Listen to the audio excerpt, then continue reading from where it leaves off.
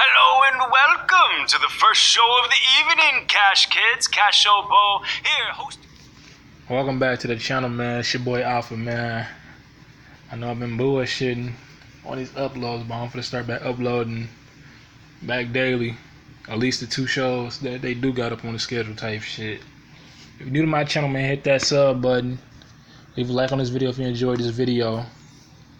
What else? That's about it type shit, man. Hope you guys enjoyed the video, man. And let's try and win some cash, man. What place we should definitely be? Hey, where should you be? Are you new? Is it your first time here? Listen, very simple. Survive 1 through 5. Questions 6 through 12 are the prize questions. You don't even have to get to question 12 to start winning money on the Cash Show. Questions still have you check out the FAQ. That's it. That's all. Let's hit it, y'all. On with the show, and away we go.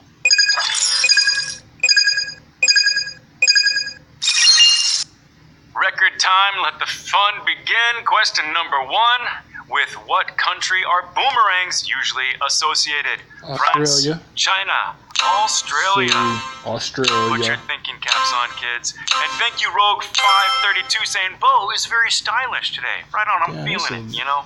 Now, a unique throwing weapon it is. The boomerang wings are shaped and positioned in a way that creates unbalanced aerodynamic forces that cause its path to curve and return to its origin. They're used by the native peoples of Hyrule and Australia. Now, historically used for hunting by indigenous Australians, boomerangs have been around for, get this, tens of thousands of years, depicted in prehistoric rock art, which could be up to 50,000 years old.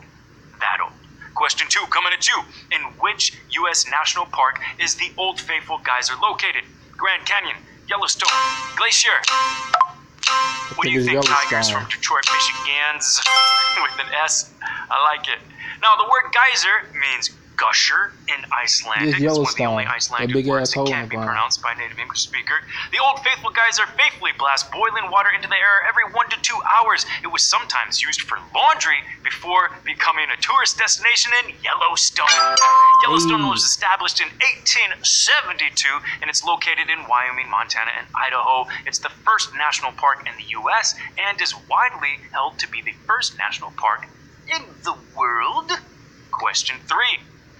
What percentage of voters must agree to make a decision unanimous? 51, 67, 100%. Now a little bit of etymology for you Cash Kids. From the Latin unus, meaning one, and animus, meaning mind or spirit. A unanimous decision can only come about if voters agree on it by what percent? 100%. Hundo percent. The opposite of unanimous is pluranimous, and it seems that this answer to this question was plurimously voted for, as we had 15,520 Cash Kids get that one right. Or maybe a little more. I probably read the wrong number. Question 4. Give me some more. Which of these is not a house at Hogwarts? Slytherin, Ravenclaw, Huffleclaw. Man, what the nigga, really? Now, I'll tell you something that I just learned today. The series recently celebrated its 20th U.S. anniversary, first published in the U.S. on July 1st, 1998. I hope that's not right. Is that right? Okay, because if that's right, I might be old. Huffleclaw. It is. But let's go. That's not all. Only a few days ago, July 31st would boast the 38th fictional birthday of the magical protagonist, Harry Potter himself. That's right, Harry Potter is almost 40, but also the 53rd birthday of the series author J.K. Rowling. What? Question 5. Hope you're staying alive. In which country did McDonald's open its first drive-thru restaurant? USA, England, France. I'm gonna just assume the U.S.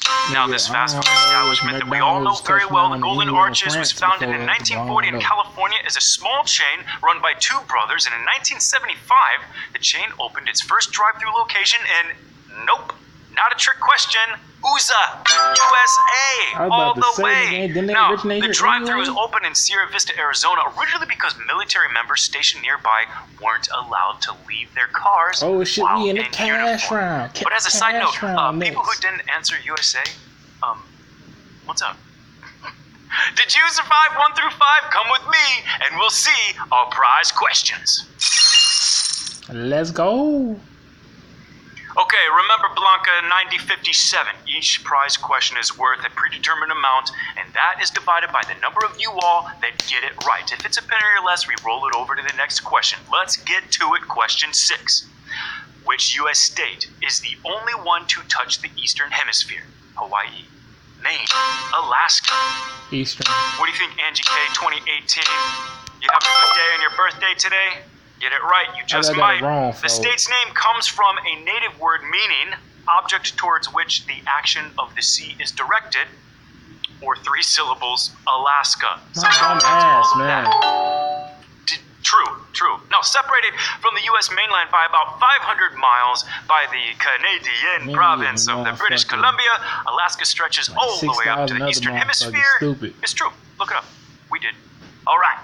Moving along to question 7, staying in cash show heaven.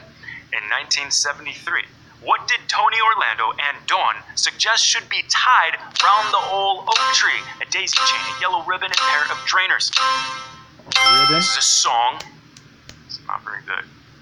The song's about a convict returning home from jail and wondering if his love will love him back. He couldn't just email her. Times were different back then, so they decided to use a yellow ribbon. All right. Now, Tony Orlando and Dawn were a popular U.S. pop group that even had their own variety TV show. Their record hit #1 in 8 countries and was the top-selling single of the year in the USA and UK. So, all right. Question 8. Don't hate. Which fruit's juice is traditionally used to create grenadine syrup? Cherry, plum, pomegranate. Pomegranate. Stuff. Pomegranate. The red syrup is commonly used to make hangover-inducing cocktails like the Tequila Sunrise and the Sea Breeze. But what is it traditionally made of? Pomegranate. That's right. Now, the word pomegranate is from the Latin for apple with many seeds. In French, it becomes grenade. And from there, we get the word grenadine, and also the English word for the small explosive device, grenade. That's where we got it from. And Comfort Kitty is here to comfort you and wishing you an extra life. Hope that you have for that tough question. Question 9 comes just in time. Who was Elizabeth Taylor's first husband? Good luck. Michael Wilding, Conrad Hilton Jr., Mike Todd. I know what you're doing. I'm gonna go with C. On May 6, 1950, in Beverly Hills, Taylor was only 18 years old when she married the wealthy hotel heir, Conrad Hilton Jr., Jr. The marriage didn't last long as they were divorced 8 months later, but over the course of her life, Taylor was married 8 times to 7 different men. Hey, she don't get no fuck about that marriage. Take a look at one of our clues for the very next game this evening. Hit it. Yes. Now I have a machine gun. Ho, ho, ho. Question 10. Amen. Which U.S. senator has, as of 2018, never lost an election? Slade Gorton, John Barrasso, Ben Cardin. Now, Aunt Deasy said they murdered. What is that? Oh, that's not a bun. That's something else. So I'm getting. Don't say that. That was not there. Say the other thing that was written for me. Oh, Ben Cardin, just in time. Now, okay, all right, good for you, Sir Cardin. But I want to back up a bit to Slade Gorton. All right. We looked this up. He's a real person, and I have to say that this is the widest gap between the coolest comic book name you could ever have and the lamest of an actual guy. No offense to you, sir. Good luck in the next election, but fantastic name. Question 11. Where were the cobra eggs hidden in the Jungle Book? The melon bed, the veranda, the hole. Nigga, I don't know. The hole. Now, this is taken from the short story Rikki Tikki Tavi, about a mongoose assassin in India who hunts down a couple of snakes and their children. But then when Disney got it, they were like, okay, this is awesome, but we have to change everything. And the answer here, the melon. Now, since its release over a century ago, the book has become, as we all know, a classic of children's literature. It's been adapted many times. Now, it's on till the break of dawn. We've got 1,626 cash kids sitting pretty on question 12. Will you be a first-time winner? Let's find out in our last and final round. Last round. Question 12 is worth $1,595. We're wishing a shout out to husband Bill, who's been spoiling this person, whoever you wrote that, I can't read your name, all day. This is all the bananas here. Which singer often uses a pseudonym Prince Albert when checking into hotels? Rod Stewart, Ozzy Paul Osbourne, McCartney. Paul McCartney. Let's see. Is it the C or B, He's forward? so famous I think that it's he C, just though. flies under the radar as mere royalty. I think it's taken C. from the name of his old school in Birmingham. The alias is used Never mind, it's by B. the Prince of Darkness, Ozzy B when he said that shit, Osbourne. it's B. And are you a prince or princess of the cash show? Let's find out hitting that prize distribution list and see how all of our cash kids did today. Congratulations to you guys. Do we have any first-time winners? If we do, hey, feel free to hit me up on Twitter and I'll give you congratulations. Good for you winning the cash show today. And I already talked about those two people. That's really good. All right, now, after our prize distribution, our winners list. If you don't see your name up there, don't worry. You can try again in an hour and 15 minutes. We'll be right back at you here on the Cash Show for the final show of our Saturday evening. You could be a winner too. And remember, use your lucky spins if you have them or you're going to lose it. That's it. That's all. We had a ball. Ciao for now, y'all.